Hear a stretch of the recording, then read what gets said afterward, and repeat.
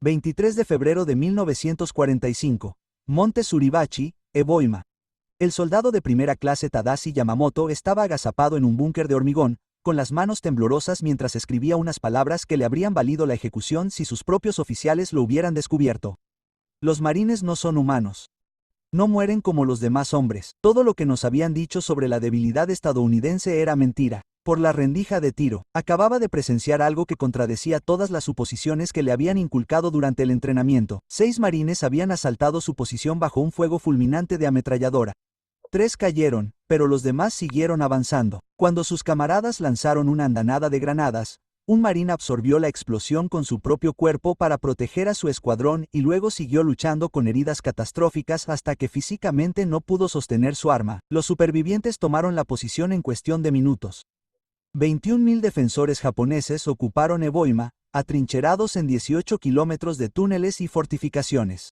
Les habían prometido que se enfrentarían a débiles tropas estadounidenses que se vendrían abajo bajo presión. Lo que encontraron en cambio echaría por tierra todas las evaluaciones militares que el ejército imperial japonés había hecho sobre sus enemigos. Las matemáticas de este error de cálculo no se estaban escribiendo en planes estratégicos, sino en la salvaje realidad del combate cuerpo a cuerpo que dejaría 26.000 marines como bajas en tan solo 36 días. El colapso de la confianza japonesa había comenzado mucho antes de Eboima. 7 de agosto de 1942. Canal de Guadal en las Islas Salomón. El cabo Hideo Takahashi, veterano de la campaña de China, donde las fuerzas japonesas parecían invencibles, escribió en su diario tras la primera semana de combates: los estadounidenses que desembarcaron son diferentes a cualquier enemigo al que nos hayamos enfrentado. No se retiran cuando están rodeados. No se rinden cuando su posición se vuelve desesperada. Lo más inquietante es que luchan de noche, como si la oscuridad les diera fuerza en lugar de miedo. El Canal de Guadal fue la primera batalla defensiva de Japón en el Pacífico, y el ejército imperial japonés esperaba una victoria fácil sobre las inexpertas fuerzas estadounidenses. La primera división de marines que desembarcó contaba con poco más de 16.000 hombres. La inteligencia militar japonesa había descrito a los marines como tropas de élite, sí, pero estadounidenses al fin y al cabo, productos de una sociedad democrática y blanda que valoraba la comodidad individual por encima del sacrificio colectivo. En cuestión de días, todas las suposiciones resultaron catastróficamente erróneas. El teniente Shigeru Fukodon comandó una compañía reforzada a la que se le ordenó retomar Henderson Field la noche del 20 de agosto. Su unidad de 200 hombres había derrotado a divisiones chinas 3 veces su tamaño. Avanzaron como en los libros de texto, confiados en que los estadounidenses entrarían en pánico en la oscuridad. Los marines esperaban en posiciones cuidadosamente preparadas con campos de tiro entrelazados. La compañía de Fukuoka entró en un campo de batalla. Lo que ocurrió a continuación desafió todo lo dispuesto en la doctrina táctica japonesa. En lugar de fortificarse y defenderse, los marines contraatacaron de inmediato en la oscuridad utilizando armas automáticas con una precisión devastadora. El diario de Fuku, recuperado tras su muerte 3 días después, registró su conmoción. Nos atacaron de noche. Nosotros somos los que atacamos de noche. Se movieron por una jungla que considerábamos impenetrable. Mataron en silencio y luego desaparecieron. Al amanecer, quedaban 90 hombres de mi compañía. Los estadounidenses habían sufrido 12 bajas. El patrón se repitió en todo el Canal de Guadal. Las fuerzas japonesas, acostumbradas a enemigos que se derrumbaban bajo cargas Banzai, descubrieron marines que mantenían posiciones hasta que eran superados físicamente, y luego lucharon cuerpo a cuerpo con bayonetas, cuchillos y puños. El sargento Kenji Matsumoto, que sobrevivió 4 meses en el Canal de Guadal antes de la evacuación, escribió en una carta interceptada por la inteligencia estadounidense: nos enseñaron que los estadounidenses son individualistas, que no se sacrificarían por sus camaradas. Esto es falso. Vi a un ametrallador de los marines seguir disparando con ambas piernas destrozadas hasta que la infantería japonesa lo mató a tiros. Su ayudante cogió inmediatamente el arma y siguió disparando. Perdimos 40 hombres en esa posición. El entrenamiento de los marines que creó tales soldados desconcertó a los analistas militares japoneses. El soldado Yamamoto, que más tarde se enfrentaría a los marines en Eboima, se enteró de ellos por primera vez durante sesiones informativas de inteligencia en 1943. El instructor, un oficial de Estado Mayor que había interrogado a marines capturados, parecía realmente perturbado. Los marines estadounidenses reciben un entrenamiento que en cualquier ejército civilizado se consideraría un abuso criminal. Se les destruye mental y físicamente, y luego se les reconstruye hasta que apenas se parecen a los civiles blandos que entraron. Se les enseña a ver la muerte en combate como algo honorable, a no rendirse nunca y a luchar hasta que estén físicamente incapacitados. Esto suena familiar. Sí, han copiado nuestro Bushido, pero han añadido algo que no previmos, la capacidad industrial estadounidense. La combinación resultó devastadora. Los soldados japoneses entrenados en el código del Bushido esperaban la muerte antes que el deshonor, pero lucharon con un equipo cada vez más inferior al armamento estadounidense. Los marines recibieron un entrenamiento casi tan duro como el que soportaron los soldados japoneses, lo que creó guerreros igualmente dispuestos a morir. Pero esos marines desembarcaron con una potencia de fuego abrumadora que hizo insostenibles las posiciones japonesas. 20 de noviembre de 1943. Atolón de Tarawa. El contraalmirante Kishibasaki comandó 4.500 defensores en fortificaciones consideradas inexpugnables. La segunda división de marines demostró que estaba equivocado en 76 horas. El soldado de primera clase Tadashi Ogawa, uno de los 17 supervivientes japoneses, contó a los interrogadores lo que presenció. La primera oleada fue masacrada en el agua. Matamos a cientos. Llegaron más embarcaciones. La segunda oleada murió en la playa. Llegaron más. La tercera oleada llegó a nuestras posiciones con lanzallamas. No se detuvieron hasta que nosotros morimos, o lo hicieron. Las matemáticas fueron brutales. Casi 64.100 hombres murieron en Tarawa en 76 horas. Los marines que sobrevivieron habían demostrado que tomarían cualquier objetivo sin importar el coste. Los documentos capturados en Saipán en 1944 revelaron informes de inteligencia japoneses que describían a los marines como tropas de choque que mostraban una devoción fanática por los objetivos. Los marines rechazan las órdenes de retirada y contraatacan incluso cuando están en desventaja táctica. Las bajas infligidas a los marines no degradan la eficacia de la unidad hasta que ésta queda completamente destruida. Fin de la cita. Esta clasificación surgió de un estudio sistemático. El capitán Yoshio Kobayashi, que sobrevivió al canal de Guadal, proporcionó comparaciones detalladas. Las tácticas del ejército americano son sólidas y convencionales. Los marines operan de forma diferente. Avanzan agresivamente sin tener en cuenta las bajas. Aceptan índices de bajas que harían que cualquier comandante racional se detuviera. Esto no tiene precedentes. La velocidad de las operaciones de los marines resultó tan devastadora como su potencia de fuego. El teniente coronel Kunio Nakagawa, que comandaba Pelu, planeó defensas basándose en campañas anteriores en las que las fuerzas estadounidenses se detenían tras los desembarcos. Los marines nunca se detuvieron. Desembarcaron el 15 de septiembre a las 8:30 de la mañana y controlaban la mitad del aeródromo al anochecer. El diario de Nakagawa registró su conmoción. Mi plan defensivo fracasó porque asumía que el enemigo actuaría racionalmente. Los marines no actúan racionalmente. Actúan con un compromiso total independientemente de las circunstancias. Este compromiso total se manifestó de maneras que parecían suicidas para los observadores japoneses, pero que resultaron devastadoramente efectivas. El sargento Kenji Matsumoto, capturado en Bougainville, describió cómo vio a un pelotón de marines asaltar una posición fortificada en la cima de una colina. La aproximación fue a través de un terreno abierto barrido por el fuego de ametralladora desde 3 búnkeres. La doctrina japonesa habría requerido una amplia preparación de artillería seguida de un asalto de infantería bajo la cobertura del humo. El teniente de infantería de marina evaluó la posición durante unos 30 segundos y luego ordenó el asalto sin preparación alguna. El pelotón cargó directamente contra el fuego. 7 hombres cayeron en los primeros 20 segundos. Los supervivientes llegaron al primer búnker y lo destruyeron con granadas y cargas de demolición. 3 hombres más cayeron asaltando el segundo búnker. Los marines restantes lo tomaron. El tercer búnker cayó ante los últimos 5 hombres en pie. El pelotón sufrió 12 bajas de 37 hombres para tomar una posición que considerábamos inexpugnable. La acción completa duró 4 minutos desde la orden hasta su finalización. Esto no fue valentía, esto fue una aplicación sistemática de bajas aceptables para lograr objetivos más rápido de lo que podíamos responder. El concepto de bajas aceptables horrorizó a los oficiales japoneses entrenados para valorar las vidas de sus soldados en el contexto de la consecución de objetivos. Los marines calculaban las bajas como el coste de la victoria y pagaban ese coste sin dudarlo cuando el objetivo lo justificaba. Esto creaba una ventaja psicológica más allá de la superioridad material. Los comandantes japoneses, sabiendo que los marines aceptarían un 50% de bajas para tomar una posición, se enfrentaban a decisiones imposibles: defenderse con fuerza insuficiente y perder la posición. Defender con la fuerza adecuada, pero debilitar otras posiciones. Abandonar la posición y sembrar terreno. Cualquier opción conducía a la derrota. La única variable era el momento oportuno. El mayor Yoshi Takahuri, oficial superior del Estado Mayor en Ioima, que sobrevivió a la batalla, analizó este dilema en los interrogatorios de posguerra. El general Kuribayashi comprendió que no podíamos detener a los marines. Nuestras defensas estaban diseñadas para retrasarlos e infligir el máximo de bajas. Tuvimos un éxito brillante al infligir bajas. Más de 20.000 marines murieron o resultaron heridos en 36 días. Esto habría destruido la capacidad de cualquier otra fuerza militar para continuar con las operaciones ofensivas. Los marines se reforzaron y continuaron atacando sin reducir la intensidad.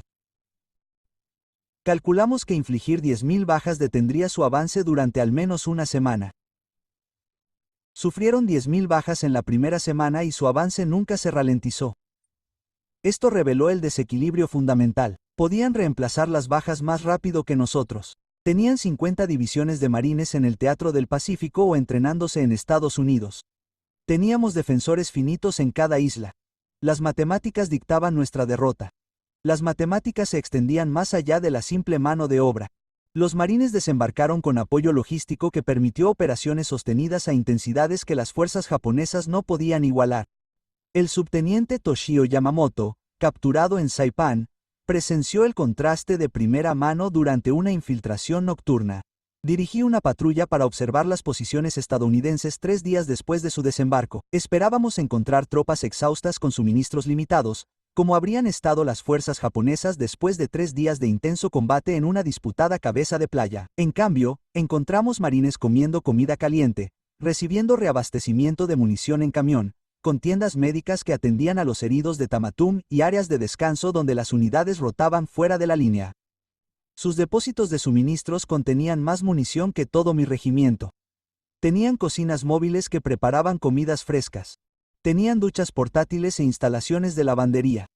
Estaban librando la batalla más intensa de la Guerra del Pacífico y viviendo mejor que nosotros en la guarnición. Esto demostró que derrotarlos era imposible. Nunca se quedarían sin comida, munición, medicinas o reemplazos. Nosotros sí.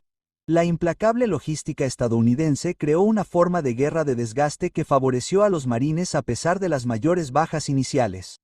Los defensores japoneses lucharon desde posiciones fijas con suministros limitados y sin refuerzos. Cada baja era permanente. Cada ronda de munición gastada no podía ser reemplazada. Los marines lucharon desde una cabeza de playa en expansión con suministros que llegaban a diario por barco y aire.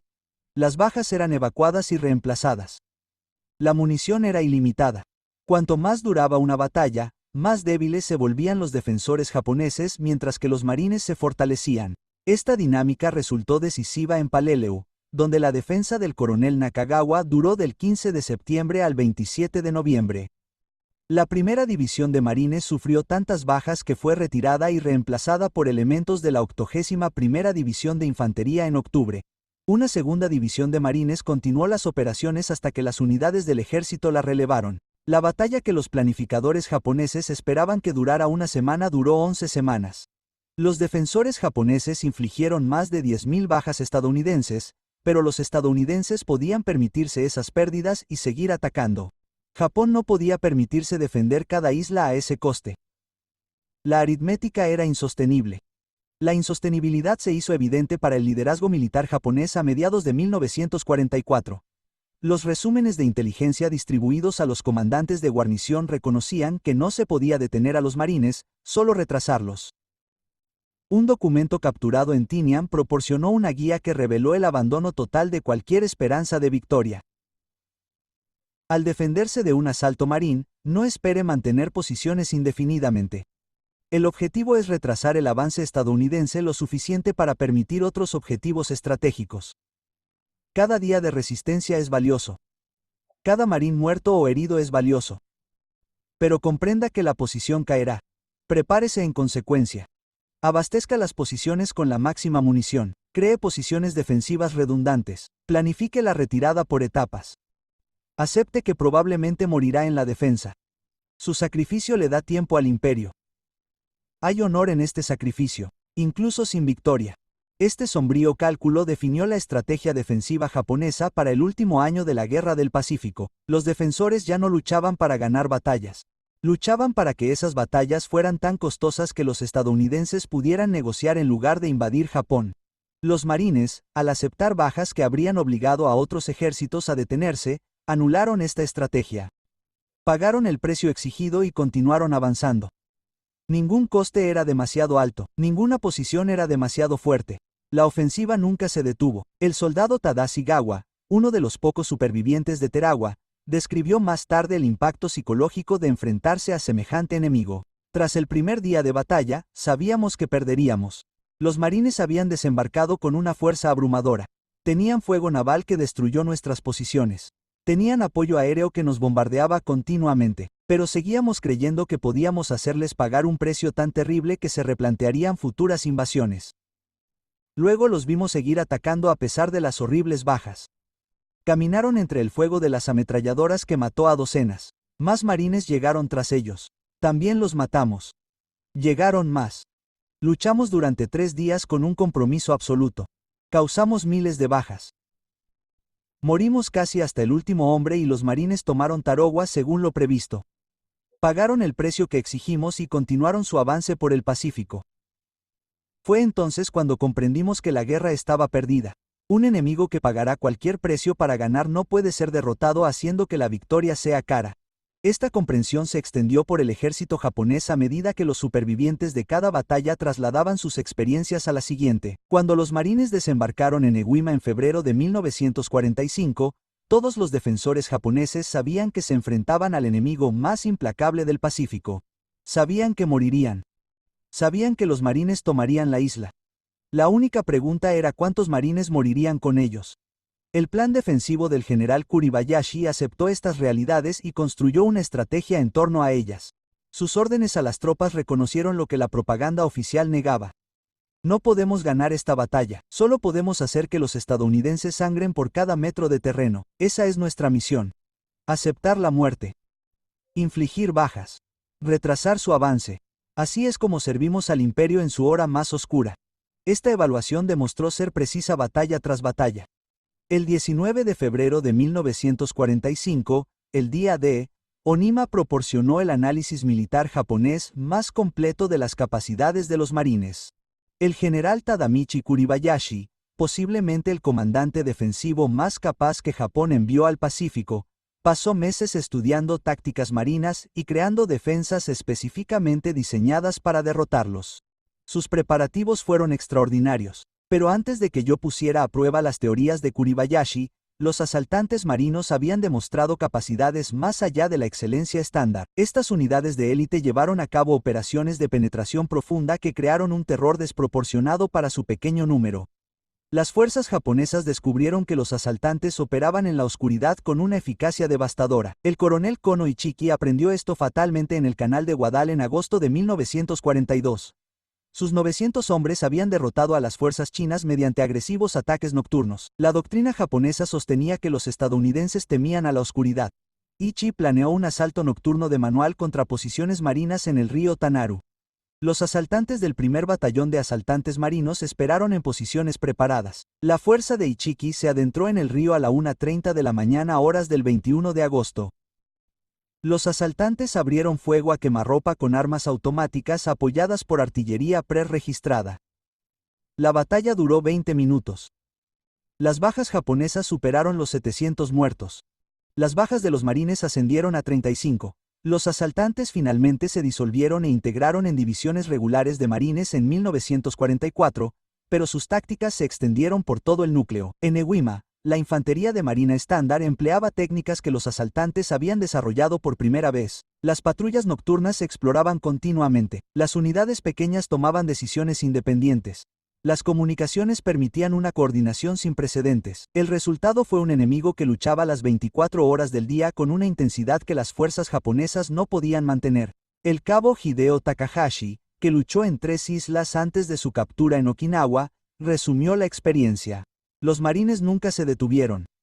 Ataques diurnos con una potencia de fuego abrumadora. Infiltración y ataques nocturnos de pequeñas unidades en nuestras posiciones. El acoso constante de la artillería impedía el descanso. Ataques aéreos durante las horas del día. Estábamos bajo presión continuamente desde el desembarco hasta la derrota. Las fuerzas japonesas tradicionalmente controlaban la noche y podían descansar y reagruparse después de las batallas diurnas. Contra los marines, no había descanso. No había tiempo seguro. Solo había combate continuo hasta que moríamos o nos capturaban. Esta era una guerra industrial aplicada sin piedad. El aspecto industrial de las operaciones marinas fascinaba y aterrorizaba a los analistas militares japoneses. A diferencia de las fuerzas japonesas que confiaban en el espíritu y el sacrificio individual para superar las limitaciones materiales, los marines aplicaban sistemáticamente la máxima fuerza a cada problema. Cuando se enfrentaban a una posición fortificada, no confiaban en el coraje ni en tácticas inteligentes. Identificaban la posición, llamaban a la artillería que disparaba cientos de proyectiles para destruirla, llevaban tanques con lanzallamas para quemar a los supervivientes y luego enviaban infantería para asegurar la posición. Si la resistencia continuaba, el fuego naval de los destructores o acorazados arrasaría toda la zona. Esta destrucción metódica era espantosa por su eficacia. El subteniente Saburo Endo, observador avanzado de artillería en Saipan, observó las tácticas de armas combinadas de los marines durante la invasión de junio de 1944. Su diario registró observaciones detalladas. Los marines desembarcaron bajo el fuego de cobertura de los buques de guerra que dispararon de forma continua durante 3 horas antes de que la primera lancha de desembarco tocara la playa. Los aviones bombardearon nuestras posiciones durante 2 horas antes del desembarco. Cuando los marines desembarcaron, cada movimiento fue apoyado por tanques, artillería, fuego naval y ataques aéreos. Avanzaron lenta y cuidadosamente, destruyendo todo a su paso. Cuando los detuvimos en posiciones preparadas, solicitaron fuego de acorazados que literalmente borraron colinas del paisaje. No intentaron superar nuestras posiciones mediante valentía o tácticas inteligentes. Utilizaron una fuerza abrumadora para eliminar las posiciones y luego avanzaron. Esto no es una guerra como la entendemos nosotros. Esto es destrucción industrial aplicada sistemáticamente hasta que la resistencia se vuelve imposible. Luchamos con rifles y ametralladoras ligeras. Lucharon con los recursos de toda una nación industrial. Las observaciones de Endo captaron lo que muchos soldados japoneses se dieron cuenta demasiado tarde. La Guerra del Pacífico no fue una prueba de espíritu guerrero ni de excelencia táctica. Fue una contienda entre la limitada base industrial del Japón imperial y la abrumadora capacidad de producción de Estados Unidos. Los marines eran la vanguardia de esa capacidad de producción. Guerreros entrenados para explotar las ventajas estadounidenses sin piedad mientras aceptaban bajas que aprovechaban la superioridad numérica y los reemplazos. Contra semejante enemigo, el coraje y la habilidad táctica japoneses no significaban nada. El resultado estaba determinado matemáticamente desde el principio. Solo la duración y el coste siguieron siendo variables. Kuribayashi prohibió las cargas Banzai que habían desperdiciado vidas japonesas en batallas anteriores. Creó una defensa en profundidad que canalizó a los marines hacia zonas de matanza cubiertas por múltiples búnkeres. Colocó artillería para lanzar un fuego devastador en las playas de desembarco. Construyó 11 millas de túneles que conectaban 1500 posiciones en cuevas. Cada aproximación fue registrada para el fuego de mortero y artillería. La playa era una trampa mortal. 3 divisiones de marines, 70.000 hombres, desembarcaron en Ewima el 19 de febrero. Las defensas de Kuribayashi funcionaron exactamente según lo planeado. El bombardeo naval apenas arañó las fortificaciones. Los marines desembarcaron en oleadas ordenadas e inmediatamente sufrieron bajas catastróficas. En cuestión de minutos, la arena volcánica negra estaba cubierta de muertos y heridos. Los observadores de artillería japoneses informaron de un fuego perfectamente coordinado. El asalto parecía estar fracasando. Entonces ocurrió algo que Kuribayashi no había previsto, aunque debería haberlo hecho por batallas anteriores. Los marines no se retiraron para reagruparse. Avanzaron hacia el fuego de artillería. Encontraron huecos entre las posiciones japonesas y los explotaron. Cuando los búnkeres detuvieron el avance, los equipos de demolición avanzaron lentamente bajo el fuego enemigo para destruirlos. Cuando esos equipos murieron, otros marines ocuparon su lugar. El ataque nunca se detuvo. El soldado de primera clase Tadashi Yamamoto observó desde su búnker cómo los marines asaltaban la posición a su derecha. Su diario registra la incomprensión que sintieron los defensores japoneses. Un equipo de lanzallamas de los marines se acercó al búnker. Matamos al operador. Su ayudante recogió el arma y continuó. Lo matamos. Un tercer marín cogió el arma. Lo herimos gravemente. Siguió disparando hasta que el arma se quedó vacía. Luego lanzó granadas a las troneras hasta que lo matamos. Para entonces, los ingenieros de demolición habían llegado a la entrada del búnker. La posición estaba perdida. Esto ocurrió 30 veces en la primera hora. ¿Cómo se derrota a hombres que no se detienen? La respuesta, como descubrieron los defensores japoneses, era que no se podía. La brutal aritmética de Oima demostró la doctrina marina en su forma más pura. Desembarcaron 70.000 marines. Hubo 26.000 bajas, de las cuales casi 7.000 murieron. Pero los 21.000 defensores japoneses murieron, excepto 1.6 que fueron capturados, la mayoría porque estaban inconscientes o demasiado heridos para resistir. Los marines pagaron un precio casi inimaginable, pero tomaron todos los objetivos. El propio Kurubayashi, que sobrevivió hasta finales de marzo de 1945, escribió su evaluación final en un mensaje enviado de contrabando a Tokio antes de que la posición se derrumbara. Los marines son la fuerza de combate más eficaz que he encontrado. Poseen varios atributos que los hacen excepcionalmente peligrosos. Primero, su entrenamiento crea soldados dispuestos a aceptar bajas que acabarían con otras unidades. Segundo, su potencia de fuego supera a la nuestra en un factor de 5-1 en artillería y 10-1 en apoyo aéreo. Su rapidez reside en que sus líderes subalternos deciden a nivel de escuadrón, mientras que nuestros oficiales lo hacen a nivel de compañía, permitiéndoles aprovechar oportunidades más rápidamente. Cuarto, y lo más importante, nunca dejan de atacar. No hay defensa que pueda sobrevivir a esta combinación indefinidamente. Este último punto aterrorizó a los defensores japoneses del otro lado del Pacífico. Los soldados podían aceptar la derrota en batalla. Podían entender que los superaran en armamento o en maniobrabilidad. Lo que no podían comprender era que un enemigo simplemente no se detuviera sin importar las pérdidas. El cabo Hideo Takahashi, que luchó en 3 islas antes de su captura en Okinawa, explicó en una entrevista de posguerra: debes entender la diferencia entre los marines y otras fuerzas estadounidenses. Las unidades del ejército atacaban, sufrían bajas y se retiraban para reorganizarse. Esta es una doctrina militar sensata. Los marines atacaban, sufrían bajas y continuaban atacando sobre los cuerpos de sus propios muertos. Esto no es doctrina militar. Es algo completamente distinto. La cualidad que hacía que los marines fueran tan temidos se creó deliberadamente mediante un entrenamiento que desintegraba a los reclutas hasta convertirlos en nada, para luego reconstruirlos en guerreros cuya identidad era inseparable del núcleo en sí. Los documentos capturados en Saipan incluían informes de interrogatorio de un prisionero de la Marina que explicó la transformación a los desconcertados oficiales de inteligencia japoneses. El campo de entrenamiento dura 8 semanas. Durante las primeras 4 semanas, los instructores destruyen todo lo civil que haya en el recluta. Te dicen que no vales nada, que nunca serás marín, que debes renunciar y unirte al ejército. El abuso es psicológico y físico. Te presionan hasta que piensas que no puedes continuar, y luego te presionan más. Aquellos que renuncian son públicamente avergonzados. Los que se quedan aprenden que rendirse no es una opción. El informe del interrogatorio menciona la respuesta del oficial japonés. Esto se asemeja a nuestro propio entrenamiento, pero más sistemático. Sin embargo, el prisionero de la Marina describió algo que no tenía paralelo en el entrenamiento militar japonés. Las segundas 4 semanas, los instructores te convierten en un marín. Aprendes que eres parte de algo más grande que tú mismo, que cada marín que ha existido es tu hermano. Esto creó algo único. Los marines luchaban porque fracasar era traicionar a cada marín que había existido. La presión psicológica creaba combatientes que avanzaban cuando el cálculo racional decía que se detuvieran. Las fuerzas japonesas se encontraron con esta mentalidad en su forma más concentrada durante las cargas Banzai que deberían haber tenido éxito, pero fracasaron estrepitosamente. 24 a 25 de octubre de 1944. Saipan.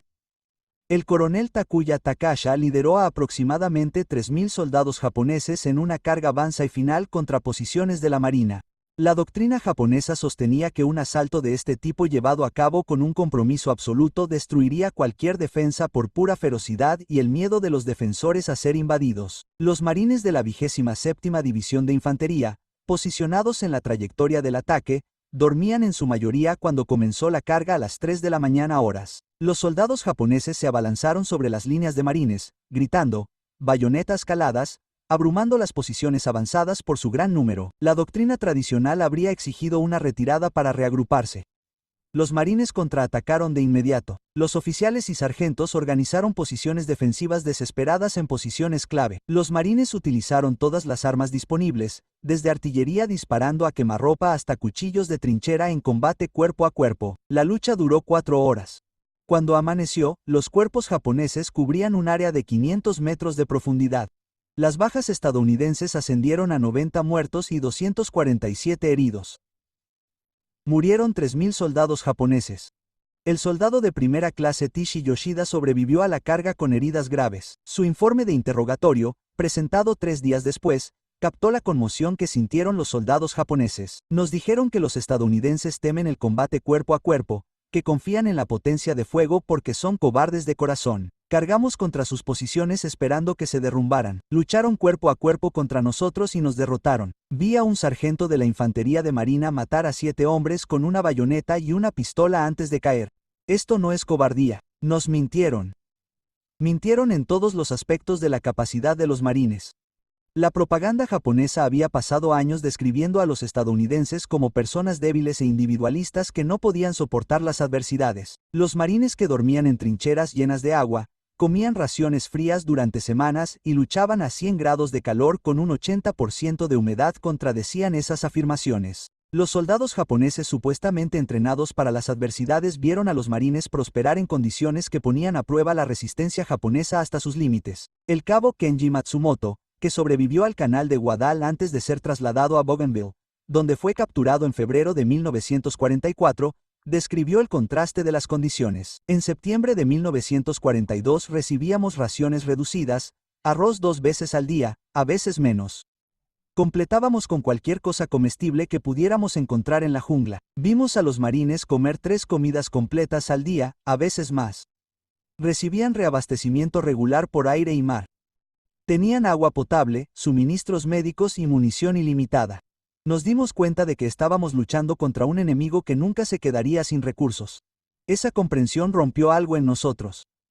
La superioridad material de la que disfrutaban los marines era devastadora. Cuando se enfrentaban a búnkeres fortificados, los marines llamaban a la artillería, que lanzaba cientos de proyectiles en minutos, adelantaban tanques Sherman con lanzallamas y utilizaban fuego naval capaz de arrasar colinas. Si eso fallaba, los equipos de demolición cargaban cientos de libras de explosivos contra las posiciones. El teniente Shigeru Fuku, antes de su muerte en el canal de Guadal, escribió el análisis más exhaustivo de las tácticas de armas combinadas de los marines capturado durante la guerra.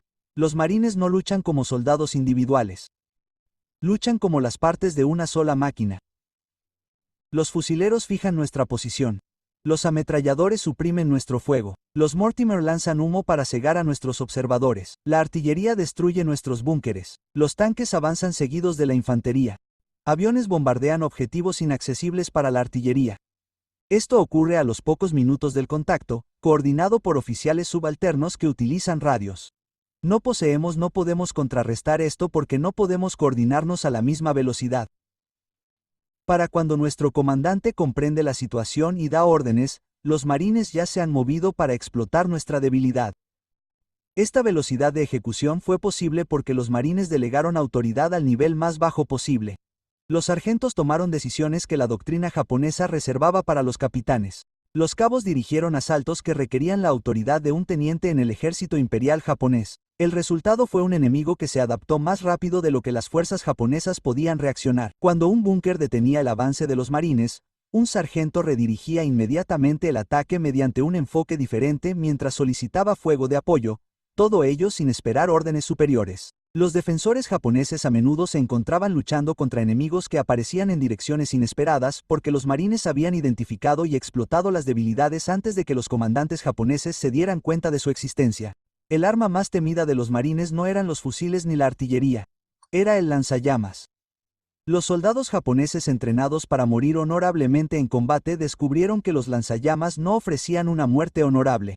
El cabo Hideo Takahashi, capturado en Okinawa con quemaduras que cubrían el 40% de su cuerpo, describió el impacto psicológico.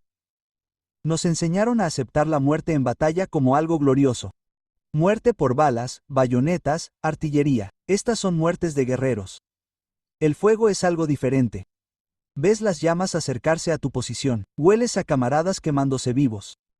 Escuchas los gritos. No hay gloria en esta muerte. Es una matanza industrial. Esto es lo que los marines entendieron y nosotros no. La guerra moderna no tiene lugar para la gloria. Se trata de matar al enemigo de la manera más eficiente posible usando las mejores herramientas disponibles. A esta conclusión llegó tarde la mayoría de los defensores japoneses. En 1944, todos los soldados japoneses en el Pacífico sabían que enfrentarse a los marines significaba enfrentarse a la combinación más letal de entrenamiento, equipo y doctrina que poseían los estadounidenses. Los informes de inteligencia distribuidos a las fuerzas de guarnición describían a los marines con una mezcla de respeto y temor que rayaba en la superstición. Un documento capturado en Tinian en julio de 1944 proporcionaba una guía detallada sobre la defensa contra los ataques de los marines. El informe reconocía varios hechos que contradecían años de propaganda japonesa. Primero, los marines son físicamente más grandes y fuertes que los soldados japoneses en promedio debido a una nutrición superior desde la infancia. Segundo, los marines reciben más munición, mejores armas y equipo más confiable que las tropas del ejército imperial japonés. Tercero, el entrenamiento de los marines enfatiza la puntería a un grado inigualable por las fuerzas japonesas. El fusilero promedio de los marines puede alcanzar objetivos a distancias que nuestros soldados no pueden. Cuarto, los marines operan con apoyo aéreo y naval que no podemos igualar ni contrarrestar. Quinto, y lo más importante, los marines están entrenados para creer que la rendición es inaceptable. Lucharán hasta la muerte o la victoria. No hay una tercera opción. Luego, el informe proporcionó una guía táctica que reveló cuán completamente se había derrumbado la confianza japonesa. Cuando se enfrente a los marines, no espere que se retiren. No asuma que las bajas degradarán su moral. No crea que la superioridad en número proporciona una ventaja, ya que su potencia de fuego niega la superioridad numérica. No intente cargas Banzai a menos que no exista otra opción, ya que los marines masacrarán a las tropas que carguen con armas automáticas y artillería. No espere que teman los ataques nocturnos, ya que luchan eficazmente en la oscuridad. La única defensa efectiva son las posiciones preparadas protegidas por campos de fuego entrelazados con múltiples posiciones de repliegue preparadas de antemano y con el entendimiento de que la posición finalmente caerá. El objetivo no es detener a los marines, sino causar el máximo de bajas antes de que la posición sea invadida. Esta doctrina defensiva reconocía la realidad, pero no ofrecía ningún camino hacia la victoria. El general Tatamichi Kuribayashi, que preparaba las defensas de Yojima a principios de 1945, lo entendió perfectamente. Escribió a su esposa en enero, un mes antes de la invasión. Me piden que defienda Ewima contra los marines estadounidenses. Este es un problema matemático con una sola solución. Los marines desembarcarán con 70.000 hombres. Tendrán el control total del mar y el aire. Traerán munición y suministros ilimitados. Atacarán hasta que Ewima caiga. Mi misión no es derrotarlos. Eso es imposible. Mi misión es hacerles pagar un precio tan terrible que los estadounidenses reconsideren invadir las islas de origen. Cada día que los mantengo luchando es un día que el imperio tiene que esperar y prepararse. Cada marín muerto es un enemigo menos en la batalla final. La estrategia de Kuribayashi reflejaba la evolución de la doctrina defensiva japonesa, que pasó de la agresión confiada al desgaste desesperado. Los marines que desembarcaron en Ewima el 19 de febrero se enfrentaron a defensas diseñadas no para repelerlos, sino para desangrarlos de maneras que destruirían la determinación estadounidense. Cada búnker estaba posicionado para requerir un asalto directo. Cada entrada de cueva estaba cubierta por múltiples posiciones de tiro. Cada metro de terreno costaba vidas. La estrategia fracasó porque malinterpretó la cultura marinera. Las altas bajas no quebrantaron la moral de los marines. La reforzaron. Cada marín caído exigía venganza. Cada día de combate brutal fortalecía la determinación de los supervivientes por ganar. Cuanto peor se volvía la lucha, más luchaban los marines. Esto era incomprensible para el pensamiento militar japonés, que asumía que incluso las tropas fanáticas tenían un punto de ruptura. El soldado de primera clase Tadashi Yamamoto, que sobrevivió hasta el 10 de marzo antes de morir en su búnker, escribió su última entrada en el diario la noche anterior. Mañana, los marines llegarán a esta posición. Hemos matado a cientos de ellos en las últimas 3 semanas. Cada día llegan más. No se debilitan, no disminuyen la velocidad, no se detienen. Pensé que nuestro espíritu era más fuerte que el materialismo estadounidense. Estaba equivocado. Los marines tienen espíritu y material. Tienen un coraje igual al nuestro combinado con armas y suministros que no podemos igualar. Son lo que decimos ser. Somos lo que decimos que eran. Esta es la verdad que morimos sabiendo. Su búnker fue destruido a la mañana siguiente por un equipo de demolición de marines después de una batalla de 6 horas que mató a los 11 defensores e hirió a 3 marines. La posición retrasó el avance de los marines exactamente 40 minutos antes de ser rebasada por otras unidades que continuaron avanzando mientras los ingenieros de combate reducían el búnker. Este patrón se repitió en Eohima miles de veces. Los defensores japoneses lucharon con un coraje desesperado, infligiendo terribles bajas, sin lograr nada más que sus propias muertes. La campaña terminó el 26 de marzo. Las estadísticas finales contaron la historia de lo que sucedió cuando los marines lucharon contra las mejores defensas que Japón pudo crear. Murieron 21.000 defensores japoneses. 1.6 se rindieron, la mayoría porque estaban inconscientes o eran físicamente incapaces de resistir. Los marines sufrieron 26.000 bajas de los 70.000 hombres comprometidos. Casi el 40% de bajas. Cualquier otra fuerza militar habría necesitado meses para recuperarse. Las divisiones de marines tercera, cuarta y quinta volvieron a la acción en 6 semanas.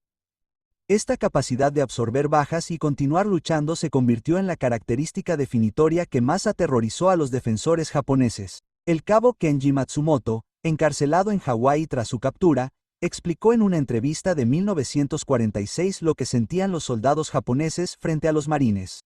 Lo peor era saber que nunca se detendrían. Podías matar a media unidad de marines y los supervivientes seguirían atacando. Podías herir a sus líderes y los sargentos tomarían el mando. Podías luchar contra ellos hasta el agotamiento y volverían a atacar al día siguiente. No había forma de ganar. Solo podías matarlos hasta que te mataran a ti. Eso no es una guerra. Es aniquilación mutua. Y los marines tenían más hombres que nosotros. La capacidad industrial estadounidense que produjo oleadas de marines de reemplazo asombró a los planificadores militares japoneses. Los informes de inteligencia de finales de 1944 indicaron que las divisiones de marines sufrieron un 75% de bajas en Plew en septiembre de 1944, y luego recuperaron su fuerza completa en un plazo de 3 meses. Esos reemplazos desembarcaron en Eohima en febrero y lucharon con la misma eficacia que los veteranos. Esta capacidad de regenerar unidades derrotadas estaba más allá de la capacidad japonesa. El ejército imperial japonés no tenía un sistema de entrenamiento comparable, ni una cadena de reemplazo que pudiera mantener la calidad de la unidad al tiempo que absorbía pérdidas catastróficas. La eficiencia estadounidense se extendió a todos los aspectos de las operaciones marinas. Los marines heridos recibieron tratamiento médico a los pocos minutos de ser alcanzados. La evacuación de bajas por aire y mar trasladó a los heridos del campo de batalla al barco hospital en cuestión de horas. Plasma sanguíneo, antibióticos y atención quirúrgica salvaron vidas a un ritmo sin precedentes en la historia militar. Los japoneses heridos a menudo morían por falta de suministros médicos, por heridas infectadas, por lesiones que la medicina estadounidense trataba de forma rutinaria. Los soldados japoneses capturados vieron cómo marines que deberían haber muerto por heridas que habrían matado a soldados japoneses sobrevivían para volver a luchar. La humillación final llegó tras la rendición japonesa en agosto de 1945. Los marines ocuparon las islas japonesas esperando resistencia por parte de una población adoctrinada para morir antes que rendirse. En cambio, encontraron gente exhausta y agradecida de que la guerra hubiera terminado. El soldado de primera clase Tishi Yoshida, repatriado en 1946 sano y salvo tras recuperarse de las heridas recibidas en Saipan, describió su regreso a casa. Todo lo que nos dijeron eran mentiras. Los marines no torturaban a los prisioneros, nos proporcionaban comida, atención médica y refugio. Nos trataban mejor que nuestros propios oficiales. Los estadounidenses no eran bárbaros, nosotros éramos los bárbaros. Este conocimiento destruyó lo que quedaba de nuestra fe en el imperio. Miles de antiguos soldados japoneses llegaron a conclusiones similares. Los informes de los interrogatorios de posguerra revelaron temas comunes: respeto por las cualidades de combate de los marines, amargura hacia el liderazgo japonés que había mentido sobre las capacidades estadounidenses, reconocimiento de que la guerra había sido desesperada desde el principio porque Japón no podía igualar la capacidad industrial estadounidense ni la calidad de combate de tropas como los marines. La evaluación más completa provino del mensaje final del general Tadamichi Kuribayashi desde Eohima, entregado a través de una desesperada transmisión de radio el 21 de marzo, 5 días antes de la caída de la isla. Escribió: he luchado contra los marines durante 31 días. Son los mejores soldados que he conocido. Su entrenamiento es superior. Su equipo es abrumador. Su coraje es igual al nuestro. Y su número es infinito. Japón no puede derrotar a semejante enemigo. Solo podemos morir luchando contra ellos y esperar que nuestro sacrificio gane tiempo para las negociaciones de paz que preserven algo de nuestra nación. A mis compañeros oficiales que se preparan para defender las islas de origen, sepan esto: los marines vendrán. No pueden detenerlos. Solo pueden hacerles pagar con sangre por cada metro de terreno. Quizás si el precio es lo suficientemente alto, negociarán en lugar de destruirlo todo. Esa es nuestra única esperanza. Esa esperanza murió con las bombas atómicas en agosto. Pero la evaluación de Kuribayashi sobre los marines resultó acertada. Fueron la punta de lanza que rompió las líneas defensivas japonesas en el Pacífico. Pagaron un precio terrible con tasas de bajas que habrían destruido organizaciones menores. Pero nunca se rompieron, nunca se retiraron, nunca se rindieron ante un objetivo. Eran exactamente lo que la propaganda japonesa había afirmado que era el ejército imperial japonés. Guerreros invencibles que lucharían hasta la muerte antes de aceptar derrota. La ironía final fue que los marines lograron esto a través de un entrenamiento sistemático y un apoyo material abrumador, no a través de un espíritu guerrero místico o superioridad racial. Demostraron que la guerra moderna requería tanto coraje como capacidad industrial, tanto entrenamiento como tecnología, tanto sacrificio individual como recursos nacionales. Japón tenía coraje y entrenamiento. Estados Unidos lo tenía todo. Los marines encarnaban esa totalidad de una manera que ninguna otra unidad estadounidense igualaba. Los veteranos japoneses reconocieron esta distinción. El cabo Hideo Takahashi, entrevistado en 1975 cuando era anciano, resumió lo que su generación aprendió luchando contra los marines. Nos enseñaron que el espíritu vence a lo material, que nuestra voluntad de morir nos hacía invencibles. Los marines nos enseñaron que el espíritu más lo material vence, solo el espíritu. Estaban tan dispuestos a morir como nosotros, pero tenían tanques Sherman, fuego naval, munición ilimitada, supremacía aérea, atención médica, alimentos y todos los recursos de Estados Unidos detrás de ellos. Nosotros teníamos nuestros rifles, nuestro coraje y promesas de victoria. Eso no fue suficiente. Nunca iba a ser suficiente. Los marines lo demostraron en cada isla que tomaron. El registro estadístico lo respalda. Conclusión. Los marines lucharon en todas las grandes campañas del Pacífico, desde el Canal de Guadal en agosto de 1942 hasta Okinawa en junio de 1945. Sufrieron 86.000 bajas, incluidos 19.500 muertos, pero nunca dejaron de tomar un objetivo, nunca abandonaron una posición una vez capturada y nunca dieron a las fuerzas japonesas motivos para creer que los marines podrían ser derrotados mediante tácticas o espíritu de lucha superiores. El precio fue terrible, los resultados fueron absolutos. Los analistas militares japoneses que estudiaron las operaciones de los marines después de la guerra llegaron a conclusiones unánimes. Los marines representaban la máxima expresión del poderío militar estadounidense. Combinaron un espíritu guerrero que igualaba el bushido japonés con recursos industriales que igualaban la capacidad de producción estadounidense. Entrenaron a soldados dispuestos a morir por la victoria al tiempo que les proporcionaban armas y apoyo que hacían posible la victoria. Esta combinación era imbatible. Las lecciones aprendidas llegaron demasiado tarde para los 21.000 soldados japoneses que se enfrentaron a los marines en Iwo Jima, o para los 30.000 que lucharon contra ellos en Okinawa, o para los cientos de miles que se prepararon para luchar contra ellos en las islas de origen antes de que la rendición pusiera fin a la guerra. Esos hombres solo sabían que los marines eran el enemigo, al que más temían, al enemigo que sus oficiales no podían detener, al enemigo que seguiría avanzando sin importar las bajas hasta que todos los defensores japoneses estuvieran muertos. La última entrada del diario del soldado de primera clase Tadashi Yamamoto, escrita horas antes de su muerte en un búnker en Iwo Jima, captó este conocimiento. Escribió: los marines ganarán no porque sean más valientes que nosotros, ni porque deseen la victoria más que nosotros. Ganarán porque su nación les da todo lo que necesitan para ganar, y utilizarán esos recursos sin piedad hasta que todos estemos muertos. Comillas. Esta es la verdad que nuestros líderes deberían habernos dicho. Somos samuráis luchando con espadas contra hombres con ametralladoras que también tienen el espíritu de samuráis. Nunca hubo esperanza, solo había muerte. Su búnker se derrumbó al día siguiente. Los marines que lo despejaron encontraron su diario y lo enviaron a los oficiales de inteligencia, quienes lo tradujeron y lo archivaron entre miles de documentos similares. Las palabras captaban una verdad que los soldados japoneses del Pacífico habían aprendido a través de la experiencia brutal. Luchar contra los marines no era como luchar contra otras fuerzas estadounidenses.